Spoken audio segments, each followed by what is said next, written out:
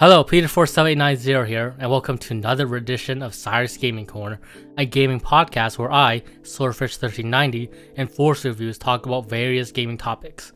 From old games to new games, everything is fair game as far as discussion goes. So how are you guys this evening going so far? Doing well, always a pleasure. Doing good. So for today's episode, we're going to talk about jrpgs' other cousin, brother. We're basically going to talk about Western RPGs, okay? I guess the first thing to talk about is our experiences with Western RPGs. So what are you guys' experience of playing Western RPGs then? This is going off memory. I think my first experience goes back to when I was in elementary school, and I first played Baldur's Gate Dark Alliance on PS2. And I played that with my brother, and then we played it through like multiple times, or probably 3 times total. And we just loved the hell out of it. We thought it was amazing at the time, and I still have fun with it. I played it a couple years ago just for fun, and I just had as much fun as I did the first time. Eventually I got Fable, the first one, and I also really enjoyed that. And then Fable 2 came out at some point, enjoyed that. Fable 3 came out, not so much, didn't like it that much. And then over the years I just played some other ones like Elder Scrolls series. I recently, I think a couple years ago, for the first time played the Mass Effect trilogy, which I really enjoyed for the most part anyway. And probably a couple others I'm just not thinking off the top of my head. But I mean, it's really not my style for the most part, but I do appreciate Western RPGs and can enjoy them here and there. I do prefer Japanese ones, but yeah, I have a few Western ones under my belt, and I do like the ones that I played, except with a couple of exceptions. I heard some people would just say that Baldur's Gate's Dark Alliance is just a beat 'em up with light RPG elements. No, I did not. No, it's got all the components of an RPG experience: leveling up, learning skills, increasing stats. I don't agree with that at all. How about you, Force? Well, I've played Neverwinter Nights a bit. I've played Black Desert Online a little bit here and there. I think the only one I've actually played console-wise was Mass Effect. And I really don't play a lot of Western ones. Mm-hmm. But I guess I've mostly dabbled into the Western-style MMOs in a way. So, but Neverwinter Nights, and there was another I played called... It's no longer online anymore. If I can think of it as we're going through our, this particular episode, it'll come to my mind later. But it was pretty good, but I think it wasn't a lot of people playing it, so it's probably around like the late, probably 2009, I think 2010, when that PC game came out. And I also played a little bit of Two Worlds. That was terrible, but that's about what I've played here or there. But like Sword said, I'm not really into a lot of Western RPGs, but I think out of the three of us, I'm probably the least more into them. But I've dabbled into them. I think my favorite one I've played so far out of the ones recently would probably have to be Black Desert Online. That's actually a pretty decent one. You need to have good graphics to play that. Isn't that Korean? I have no idea. Let me check for a minute, okay? That's another thing. I don't really keep up with what. I know there's Korean RPGs also, but at that point, I don't know. It's hard for me to really keep up with what's a Western and what's not. Because to me, an MMO plays similarly, but yeah, I would probably say an MMO is pretty different from Western RPG altogether. Well, if you want to narrow it down to just strictly console ones, then I only play Mass Effect. That's the only one I've played. I've not played any other ones. I mean, not just consoles and PC. I just saying like MMO online one is like MMORPG in general, just like altogether different from like a JRPG and Western RPG. Well, I know they are, but I'm saying it's all I've played. I have nothing else to go on. Okay. I mean, if I had to say Neverwinter Nights, it's a Western company that made it, right? So, I mean, it's not a Japanese game. Okay. For me, I remember the first 2 Western RPGs I played. The first was Fable, which was pretty interesting. I thought it was really cool how you could just roam around this world and do stuff to the people to it. though most of it was just like doing emotes and or killing them. But I thought that was pretty cool at the time. And did like how you had like 2 type of skill trees you could learn in the game if you were going to either to the good side and evil side of the character choices.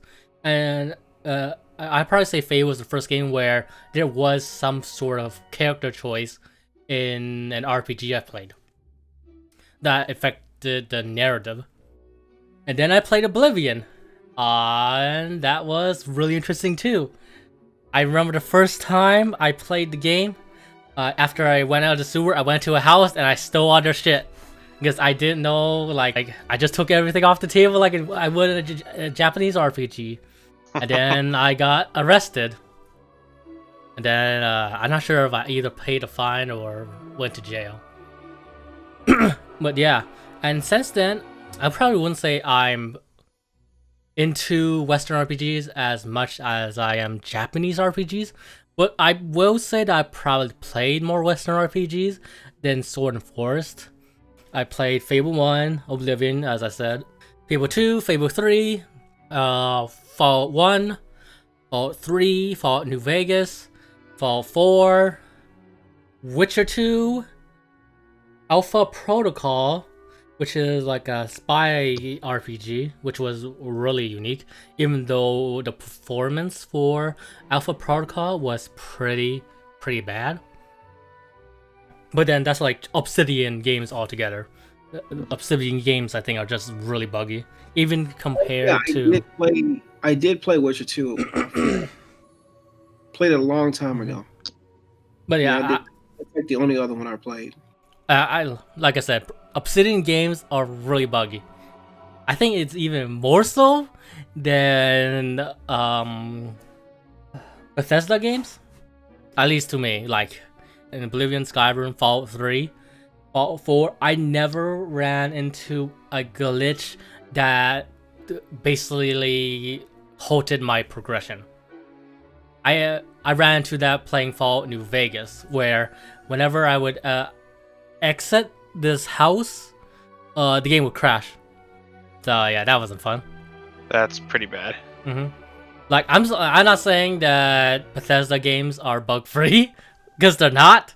There are tons and tons and tons of bugs, but I've never ran into one that basically maybe started a new game or from a new, like from a previously saved file, like I did with Fallout New Vegas.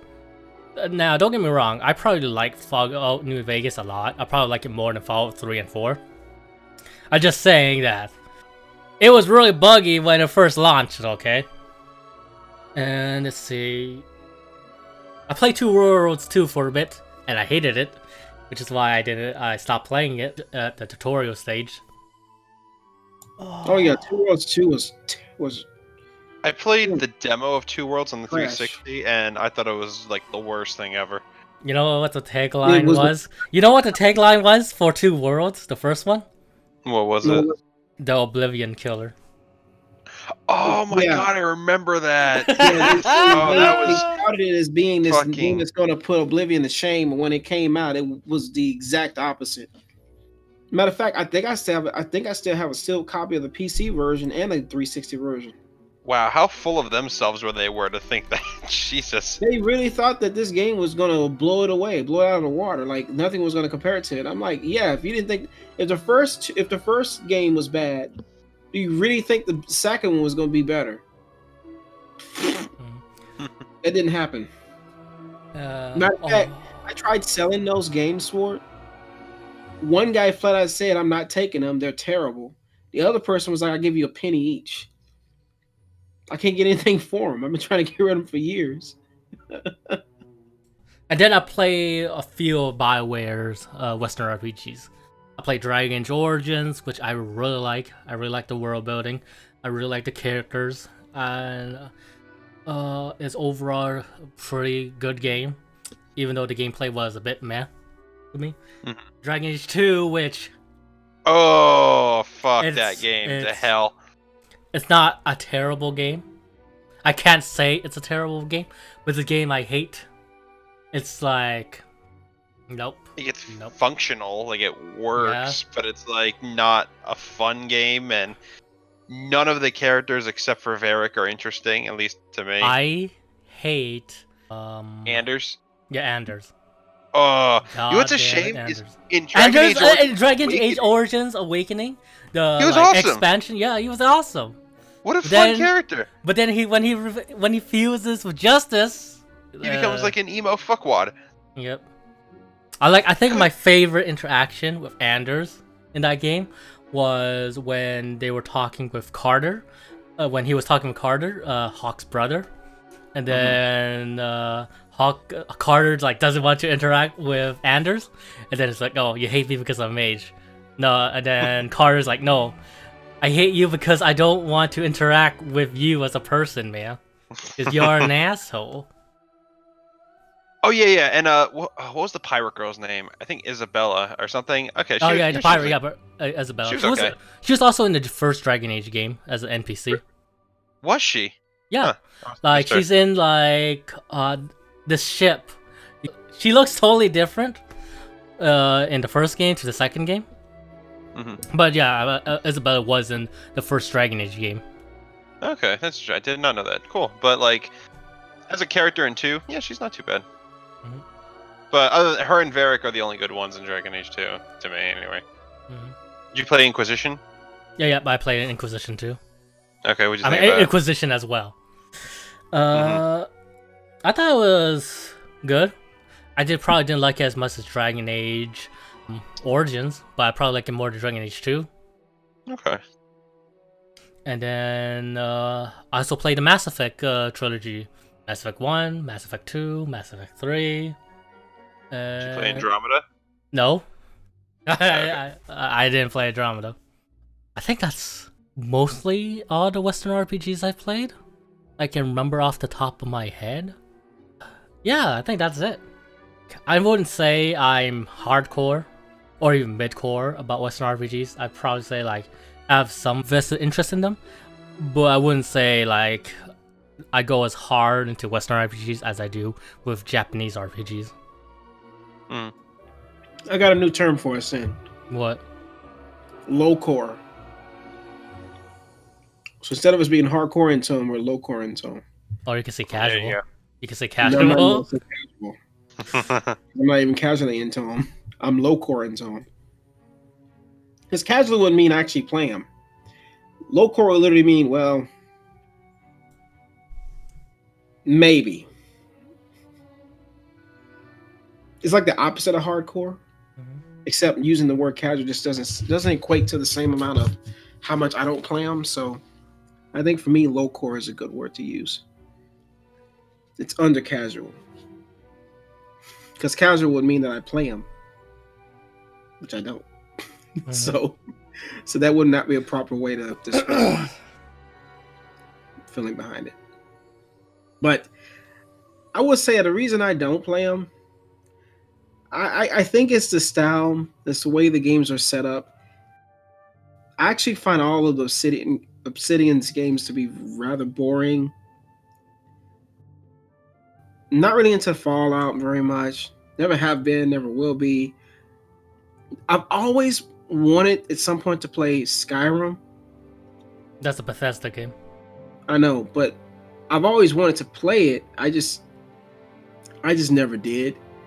I can't put my finger on it. It's just I don't like the style. Maybe it's maybe it's the graphical setting. Maybe I always hear horror stories about those games being buggy, which is why I don't ever touch them. I've seen people play through certain Western games, and I always thought they look kind of janky, like visually. They don't look very polished. You look at a JRPG in comparison, I feel like a lot more effort's put into it. Like the style, the creativity. I think more so the story seems a lot more invested in Japanese games versus Western games. Because Western games, there's a story, but a lot of times you have a made-up character you use, and then you kind of... It's mostly in the background, and it's more about... A lot of Western RPGs are tend to be open world, and I feel like 90% of the time in a Western RPG, it's a like Forrest said, it's a player created character, like a self-insert character, and not so much of like a written protagonist. And that's one of the reasons I don't get into Western RPGs, because I don't like those kind of games. I feel like it's just a cheap way out of actually making a game, making a RPG. Hey, I wouldn't say it's a cheap way to make an RPG. I say it's a different way to make it. Mm-hmm. Well, no, that's just how I feel about it. I'm not saying I'm right. I'm saying, me personally, I feel it's a cheap way out. Because if I want to get a good story, I just go to a JRPG. Typically, on some rare occasions, you may have a game like, I'll give you an example. I'm playing Sword Art Online, Civilization Licorice, and that one you can play as the main character, Kirito, until right at the very end, where you can then change the character's name, and you can change how he looks, or change, the character's appearance, and make your own character. And then the game kind of lets you do what you want to do, essentially, but you're still following the story. But the story is still narrative driven. You still have a end goal, and it's not so much that you're bound to just creating a character in this open world, and you just it's loosely a story, and not so much just like not focused. There's a reason, a purpose. But I think too, it comes down to the style of the game. Like, I wouldn't say I watch a lot of anime, but I would say I like the style, the color palette of Japanese RPGs. I like the visuals that those cutscenes offer. You know what I mean? Like, the style and the creativity in the art is so nice to look at when you're playing the game. Like the most recent release called 13 Sentinels, even though it's not technically an RPG per se, it does have RPG like mech mechanics. There's a strategy to it. It is I guess in a way it is technically an RPG, but it's being a Vanillaware game. It's beautiful visually. You know what I mean? There's a lot of story, a lot of build up, many different characters you play through. So I know it's probably not the greatest example, but if you look at it from an RPG standpoint specifically, that's where I find those games more appealing to me than a Western RPG. Because a lot of times you're just running around and doing quests. More or less, you're building upon this open world that the story is there, but you kind of find it as you go along. Not so much you're just kind of moving in a straight line. And I think I like more substance in the story and more of just the creativity and the art style that Western RPGs don't provide. And I guess that's probably the reason I never really got attached to those kind of games. Just the appeal isn't there. Personally, wouldn't say that Western RPGs doesn't have good stories. I think a decent amount of them do. I will say that there's less variance in them, just because I think almost every Western RPG I've played have been made and written for a mature audience. Mm-hmm. And that does limit the type of tone and variance you can get in with those games, I think, compared to a Japanese RPG where you got JRPG for kids, for teens, and for adults.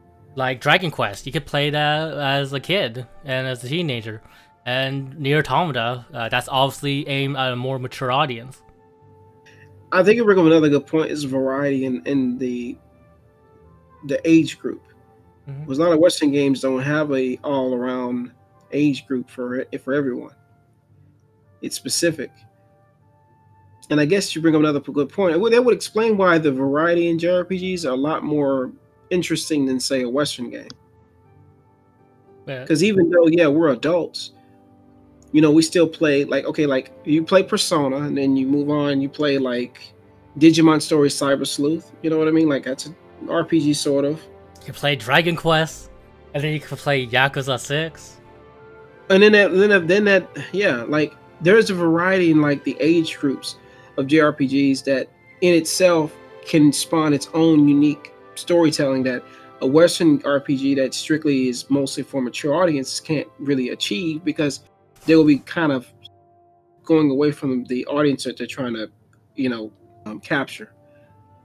And I think that's another reason I don't really get into them. It's all about I feel like the stories just aren't as creative in Western RPGs as they are in Japanese ones, especially like when it comes to like setting.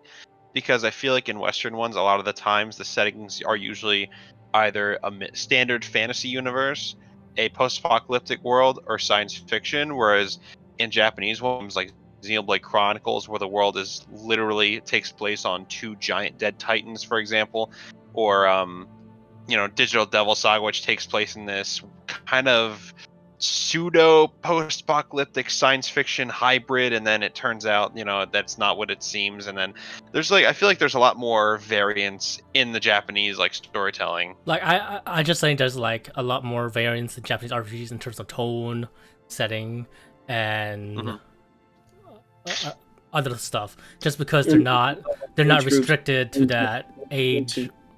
Like, I don't know. To me, like, a lot of Western RPGs just felt like they're just aiming for a mature, like, adult audience. Well, why that's good? I think that does make them feel samey sometimes. Mm-hmm. One of the biggest things, that I realize that Western RPGs is they push a lot more, sex in those kind of games as in Western games. That it's not really accepted so much so for mature Japanese games in America. Hey guys, do you remember the time when the news got on Mass Effect's case for the parent sex scene? Oh yeah, the 2-second sex scene where really nothing happens, honestly. In Witcher, I think it's Witcher 3 or Witcher 2, they have a bunch of sex scenes. Yeah, like Witcher 2, Witcher 3 are more gratuitous in their sex scenes. In that they show people nude in that game, so. Yeah, but I'm saying. But they don't actually show, there's no actual porn in it, so. But just the idea that they're even insinuating that, like you get some idea of it. Mm-hmm. That wouldn't even fly in a mature Japanese style RPG. It wouldn't be accepted. Even if it was a mature game, it wouldn't be accepted. That's another like big flaw in the style of. I wouldn't really say it's a flaw, really. It's just own unique thing. What genre gets away with what, and what genre can't. It's kind of just frustrating when you think about it. For double standards in games, it's like Western RPGs can get away with certain things, but a Japanese RPG that's for a mature audience cannot get away with it, depending on what the circumstances are, of course. There's a lot of things that really a Western RPG can pull off that a Japanese RPG can't do. Not just that, but there's other things. You know what I mean? Like the blood and gore and the type of fighting mechanics that Western RPGs have, they're more suited towards those style of games. And a lot of times in Japanese style games, they wouldn't work. Well, Sword, do you have any differences, I guess, between what you think works more so in a Western RPG versus what doesn't really work too well in a Japanese game? Well, I just, like I said, I think for me, it comes down to the fact that for Western RPGs, the story is either in the background in favor of open world exploration, and the main story is just kind of there, or when it is at the forefront, like I said, it kind of feels, well, Peter used the word, but it's true that it's kind of samey. But I'm not just talking about the whole mature audiences thing. I'm just really talking about the fact that there's just not a whole lot of variance within them. I feel like if you play all right, like Dragon Age Origins is a great game and has great writing and everything, but it's not anything you haven't already seen before. Also, it handles all of its tropes in a unique way, but it's still all the same tropes that you see in like Lord of the Rings or any other, or like Game of Thrones or something like that. Like it's also not really anything you haven't seen before. It's done well, but I will. Yeah, no. Dragon Age Origins is probably like one of the best games, like written games of that kind. Like it's like really well done, but even then, you've seen it before. Right. Like, whereas, I'm sure there's so many I can think of off the top of my head for Japanese ones that I think, I don't know. Like I said, not just tone or anything like that, but I just feel like there's more variety and creativity in, like, a lot of the worlds in the Japanese games. I just think that they put a lot more thought into them, kind of. Well, that's the thing too. There's the creativity. That I will say that in most Western RPGs, I probably find the lore of the world more interesting than the game itself sometimes. Yeah, yeah. Like a Bethesda game, like Oblivion and Skyrim, their stories rely almost exclusively on lore, and those are really interesting, but like the main story quests are just really dull. Mm-hmm. like I like the idea of Fallout where the whole world gets destroyed. And it's like a nuclear fallout for the whole planet, I guess. But you only see a small part of it, just where you are.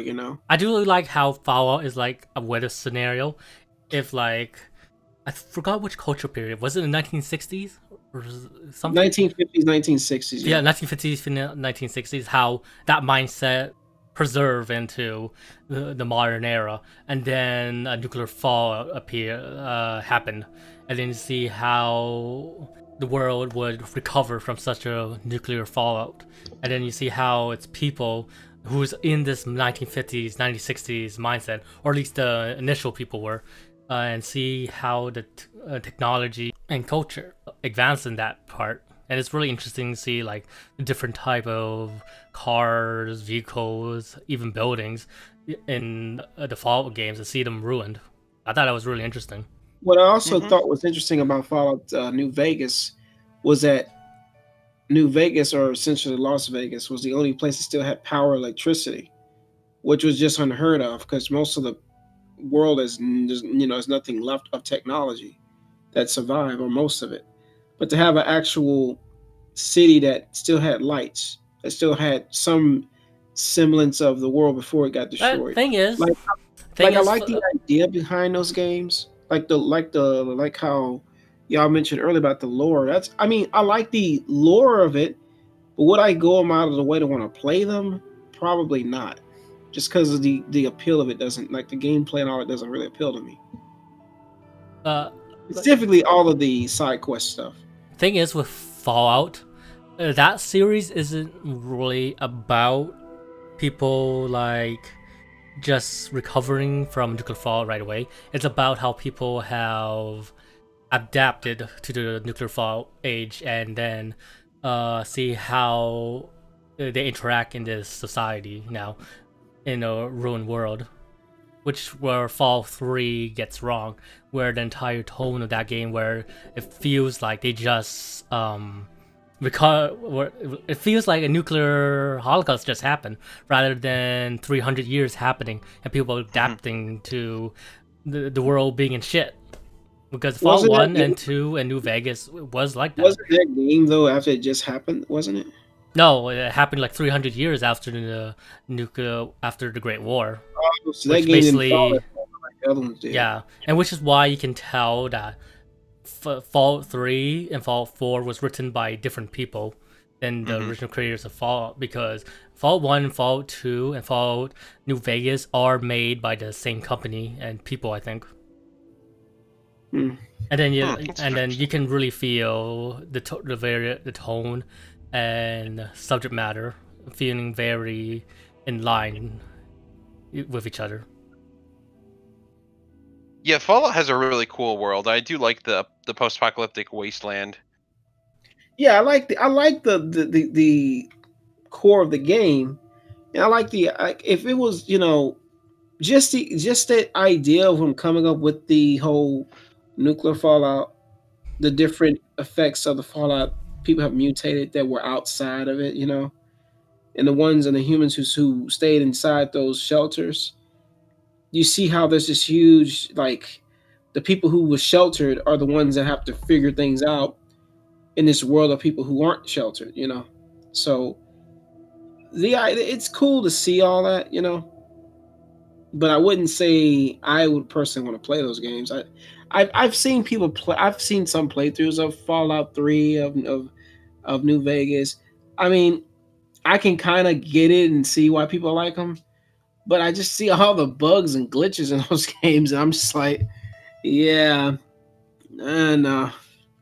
I'd rather play a JRPG. I don't really find as many bugs and glitches as I do when I see these people play these Western RPGs. I'm like, that's not acceptable, man. That shouldn't happen. That's another biggest issue with I have a Western RPGs. They have a lot of like bugs. I think that's more of a problem of a Bethesda game than just Western RPGs in general. Yeah, but even then, I played like BioWare games. A lot of the Mhm. times are glitchy too. Like, I can't believe how glitchy Mass Effect 1 is. I've gotten like Yeah, that stuck in game is glitches. glitchy. I've had to reload my save more than once. Oh, Yeah, I've played Mass Effect 1. That game is glitchy. I don't know. I never like experienced many glitches in Mass Effect 1 or in the Mass Effect series in general. So I don't know. Well, you're the fortunate one, Peter. And look at Andromeda when it first came out before all the patches. God. Oh my god. Yeah, but then like Andromeda is a unique case, I think, just because there's like a bunch of developmental issues with it. You know, that having any kind of glitches like that, it just shouldn't be. It should not be released in that state. Hence, it's probably why that game failed so horribly, and why no one talks about it anymore. Among other reasons, but yeah. Besides the atrocious story.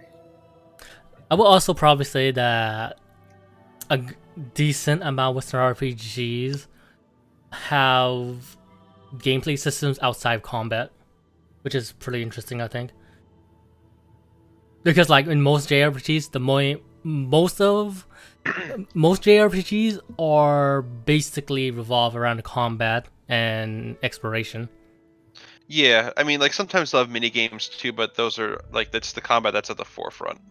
With Elder Scroll games, you got all these like little gameplay mechanics that works in tandem to each other. Like in Oblivion, you got the speech bubble, the stupid speech bubble thingy. Oh, that was I hated that, but yeah, that was neat in concept. You got a stealth system. You got a lockpick system. You got a repair system with the forging skill. You got an athletics skill too, which determines how high up you can jump. You got like stealth and thievery and things like that. Yeah, you got a magic system. You got like a magic spell creating system. It's like all of these bunch of different gameplay mechanics add together and make playing through a Western RPG feel pretty different from a Japanese RPG. And I think it is fun in its own way. Yeah, that definitely has an appeal. Because like Japanese RPGs are usually about like grinding, really. Like when it comes to their gameplay, it's more about combat. It's more about combat, really. Yeah, but I mean, like what I mean in the sense that like it could feel like a grind because in terms of gameplay, that's really all you're doing is combat. And then in Western RPGs, there's a lot of emphasis on player choice in terms of building your character the way you want to, and in terms of making dialogue choices that form of in your mind what you think your character is, based on what type of archetype you want to create for your character. And in terms of influencing the narrative sometimes. That's what it's supposed to. I like in Mass Effect 3, where everything is just different color lights. But what do you want? Red, blue, or green? Pick one. Yeah. But yeah, like there's a lot more emphasis on player choice in Western RPGs, I think. Like, which is cool. I think that's what make people really like Western RPGs, because they're in this very detailed and expansive world, and they want to put themselves into this world and see how do they act would influence the world. And then when it does influence it in a positive or even negative way, they feel like it feels more real. At least that's what I think, and that's the appeal.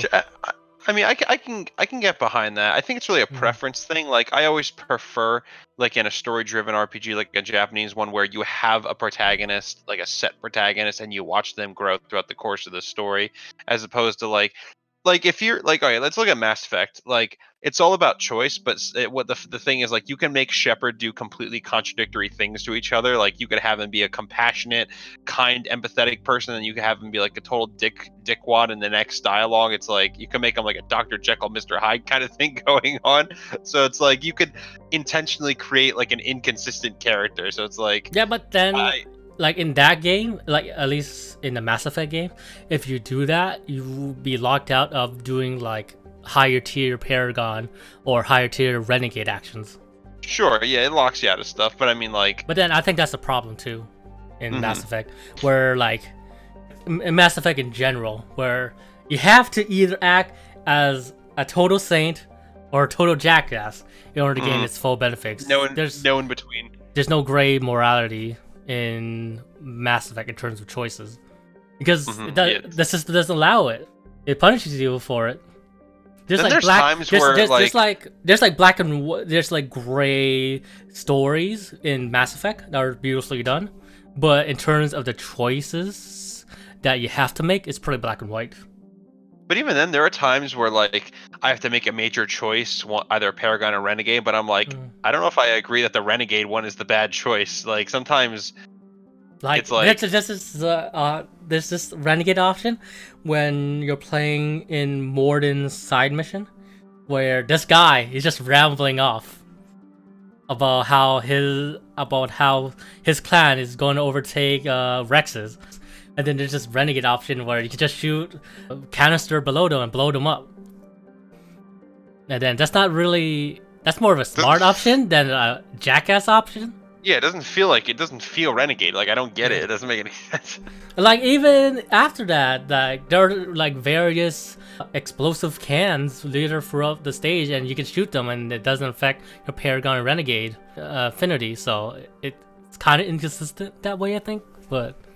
yeah, but like I said, I think at the end of the day, it's like I prefer like one of the reasons I enjoyed like Tales of the Abyss so much, for example, is watching Luke's journey as opposed to like him just being a self-insert character. Like, you know, that's an example of I would probably say that most Western RPGs that has like a create a character avatar type of thing usually don't have the main character undergo any sort of growth, because they can't. They can't write it like that because it's the player making their own choices, and they can't really do something that would screw the story. Because then the player's like, oh, I didn't choose that. It's like you gotta pick one and stick to your guns. In regards to the player choice in the narrative, none of them I feel like would do anything that would basically lock you out of progressing or making the main antagonist win. Because like in Dragon Age Origins and even in Mass Effect, like in Dragon Age Origins, the main plot is still stopping the Darkspawn. You can be a total saint around it, you can be a total jackass around it, and like betray the elves to the werewolves and not broker peace. You can basically kill every mage in the mage's tower, but then the game will still give you a way out to progress the story. They like shoehorn in a way to like make it all work out anyway, like, and then that way the plot continues the way it's supposed to. The mages died, you got Templars now. The elves died, you got werewolves on your side now. So it's like that could have potentially led to like alternate endings where it's like, oh, you killed off this. There is hurt the war effort. There is kind of an alternate ending in terms of in the ending you see like how these factions, like after the Darkspawn War, how they turn out basically. But that's like after the game, not really during the game. Yeah, it's just like post credits, I think. Yeah, something like that. I'm not like blaming Western RPGs like that. I'm just saying like even though Western RPGs have more choice, there's still some linearity to them, I feel. But in comparison, though, they generally tend to be more open-ended in terms of like exploration and story. Yeah. I guess another appeal to Western RPGs is being able to build your character the way you want to. Like having different builds. And that's probably... which is neat. Yeah, which is neat. I'll probably say like the main way how a Western RPG makes you do different playstyles is through different builds, while in Japanese RPGs it's through playing as different characters, or at least in an action RPG. Or in turn-based RPGs, there's usually like a job system where you can choose which kind of jobs you want to use in your playthrough. So it's basically a similar thing, but different execution, I think. Right. What do you think, Forrest? I don't know. Well, I guess I have to agree with both of y'all. I mean, I guess it works, but I don't know. I'm more inclined to just stick to what I usually know and just play JRPGs. Because if I play more Western games, I probably have more opinion to say on it because I don't really play a lot of them. Mm-hmm. You know, it's kind of hard for me to really give a good 100% opinion. I just be more one-sided. But I mean, I do see y'all's point though. I mean, I agree. I can understand from both sides of it. I'm just saying, like, when I play a Western RPG, I like having the choice to affect the story. I like being able to build your characters the way you want to. I like the general exploration. Those things are good. I don't deny that having some choice in direction of where the story goes, it's cool. Like, you get to affect the outcome. Yeah. Which is one of the reasons I like visual novels. Because a lot of visual novels, if you pick the wrong thing or you choose the wrong person to help you out, it could adversely affect the story. You could either die earlier, or you could end up saving someone's life in that way, which is something you don't see too often in JRPGs. The only game I can think of that you really had a direct impact in changing was when you guys had me to kill every character in Tales of Exillia 2. That's more of a different ending than that's resulting. just... I know it's not the canon ending, guys. I'm saying we're just saying that's a different ending rather than like a different route. But I'm just saying the idea that you could do that though is interesting.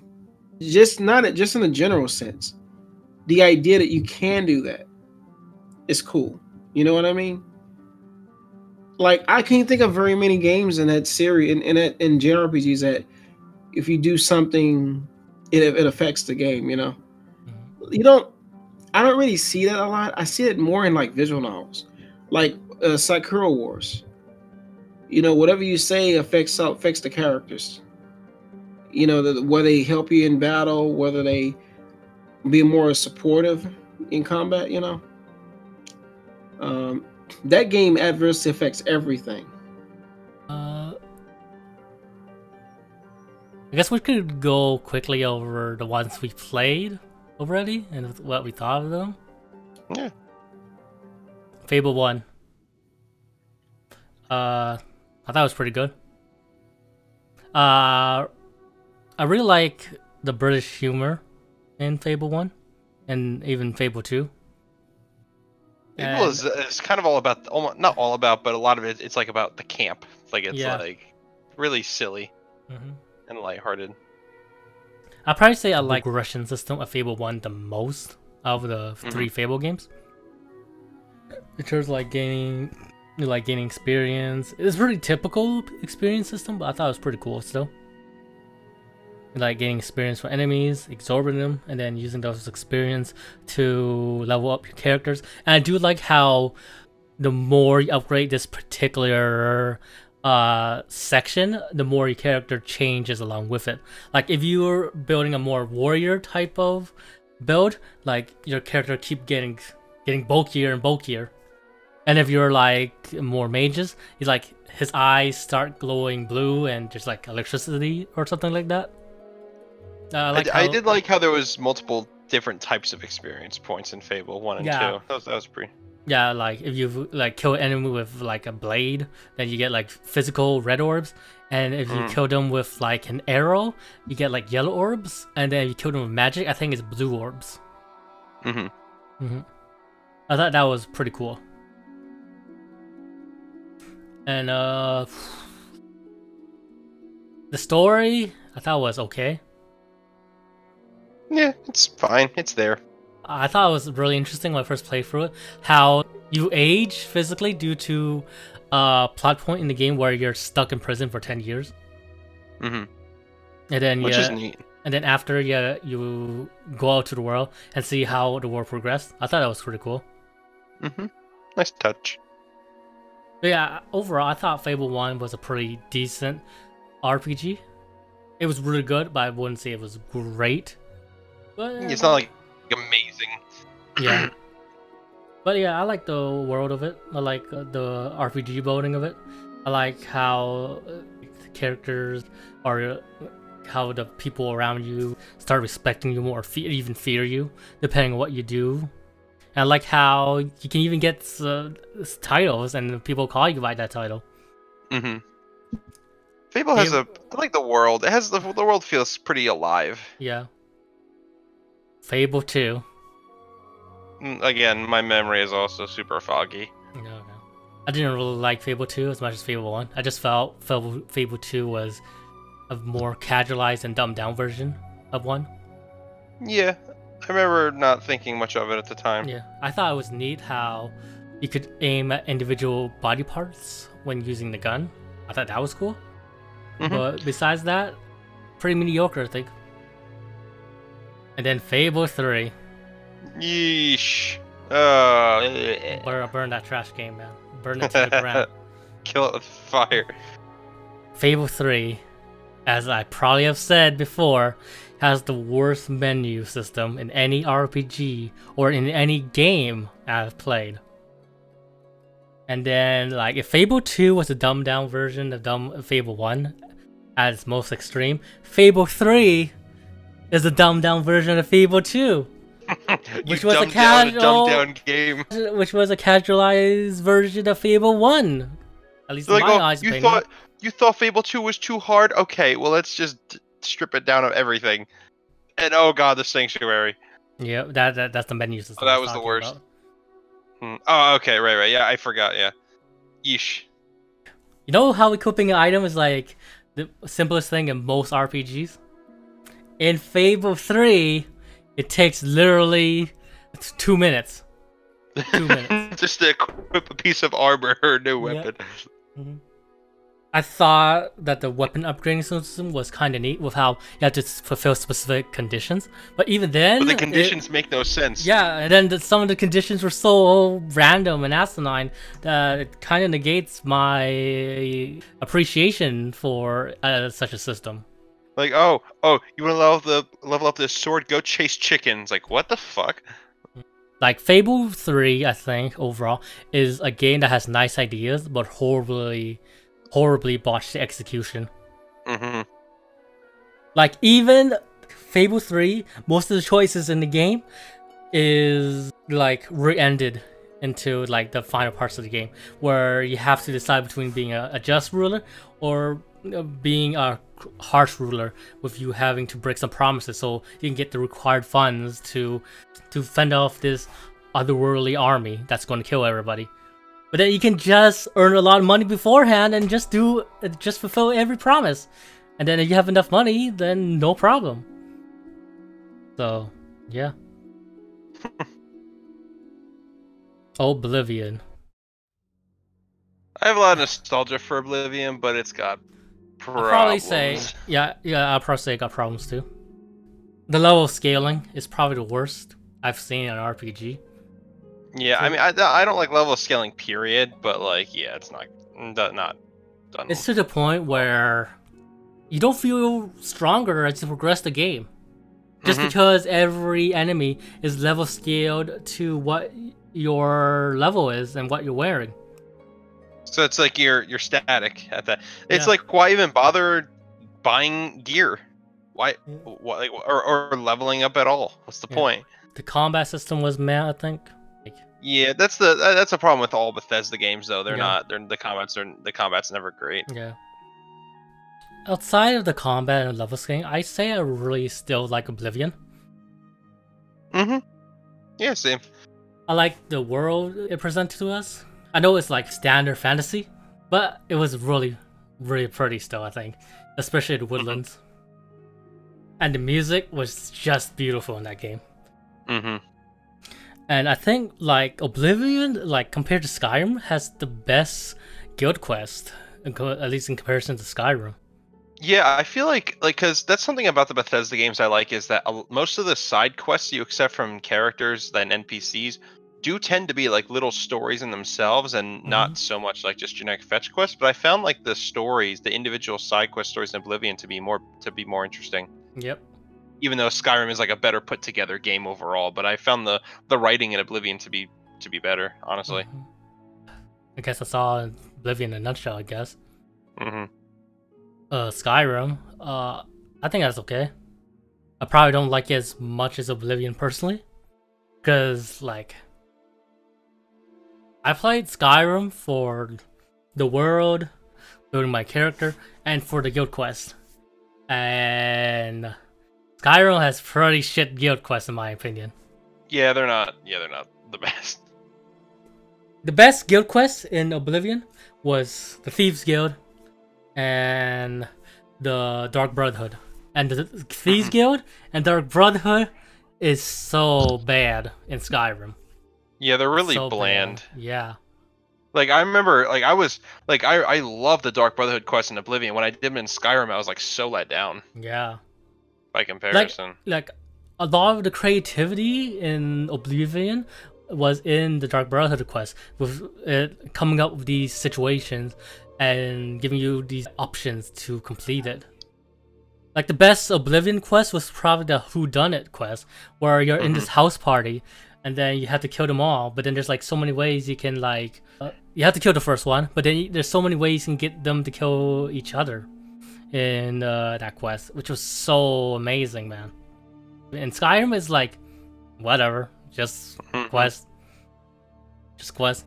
Yeah, just more experience to rack up. That's really all it is. Like the combat is technically better than Oblivion, but isn't so much of an improvement that it makes up for the lack of guild quest quality, I think. Although, and if I'm remembering that, the Skyrim did get rid of the level scaling. Yeah, it did, in a way. Which is definitely better. Yeah. But then it gave Because us Radiant AI quests, which is basically just fetch quests repeated over and over again. So. Pretty much, yeah. So, like, Skyrim is definitely a more polished game, or at least as polished as it can be for a Bethesda game. Yeah. But like, it's definitely better put together. It's got slightly better combat. I like the leveling system better. I think like too. the general Mastery exploration. system. I think the general exploration is still as good as Oblivion. But I think the problem with Skyrim's environments though is that it's all just snow. Everything is just snow everywhere you go. Like everything just kind of like looks the same and feels the same, whereas the world in Oblivion is so much more vibrant and lush, and it's just more fun to explore. Especially when you get into the expansions. Yeah. So I just feel like Skyrim just wasn't as fun to explore the world. Mass Effect series. I really like Mass Effect. Yeah. I really like Mass Effect overall. I like the space opera element to it. I thought the Reapers was pretty cool. At the start, at least. I like the character writing is really, really good. Yeah, Mass Effect has honestly some of the best like characters that I've seen in a long time for any video game. Honestly, like by the time I finished the trilogy, that whole cast felt like family. The world building, the world building is top notch. That's something that BioWare always excels at, is world building. And Mass Effect is no exception. Like, plus I just love science fiction, so like that whole thing just made me giddy. I guess the same thing we say about Mass Effect could be applied to Dragon Age 2. Except for a different setting. Right, yeah, like Dragon Age, like if you look at like Dragon Age Origins, you can tell that it was made by BioWare despite the difference in combat. Like it just has that same kind of, the only thing I can think of is feel, kind of the same feel to it. It has that clear BioWare touch to it. That's really the best way I can put it. Yeah. Like it has a codex to it that explains all of the key facets of the world. I probably think the most interesting thing is how they implement magic into the world, and how magic is this double-edged sword of how, like, if you use magic, you're more liable to get taken over by a demon, and that's why there's this strict system around controlling mages, and why they have less freedom than your normal everyday citizen, just because they are born with this power that can be misused really easily if they're not prepared. Like there's consequences. It's not just like, oh, I'm a mage, I can use magic. It's like they gotta be and then there's like conflict that that arises because of it, because mages want to be free. They don't want to be a cage animal. But then you have Templars who either feel that they do need to be controlled just because if they don't, like a single mage can destroy an entire village. Or other Templars who are just assholes who just wants mages to be like slaves. But yeah, it's like the world is of the BioWare games. They're like really top notch and rich. And the character writing is pretty great too. Maybe like Mass Effect characters. Yeah. Maybe except for Dragon Age 2. Yeah, fuck that cast. Yeah. But most of the casts I feel in most BioWare games were really good. Like I love just getting to talk to them one by one and learning their personal histories in both Mass Effect and Dragon Age Origins. Like I love the cast of both of those. I guess that's really all of the Western RPGs we can talk about, really. Because you probably haven't played Fallout New Vegas, right? Or I Fallout played 4? it in high school a long time ago, so I don't really remember much. I did play. I would talk about Fallout a while ago about what I like about it. About the setting. Yeah. And, a lot of people get flack to Fallout 4, though. I thought it was okay. I'd probably say it's an okay RPG. Like the gunplay in 4 is probably better. But I just think like the world building and characters was a bit stronger in New Vegas, even 3. Those are the ones that I can think of, honestly. Yeah. Like I did mention Baldur's Gate, but like there's not much to it. It's just standard. Like it's like a co-op walk around and fight some enemies. There's nothing to it. It's a fun little game. Overall, I would say like Western RPGs like have their own flavor to it. Whenever I play Western RPGs, it's for completely different reasons that I would play Japanese RPGs. But I would say I like them as well enough already. I just focus more on JRPGs personally. Anything else you guys want to add? No, I'm good. I think Me too. we covered everything. Okay. I guess that's all for today's episode of Sirus Gaming Corner. This is Peter4790 Cyrus signing off. Peace out. Bye, everyone.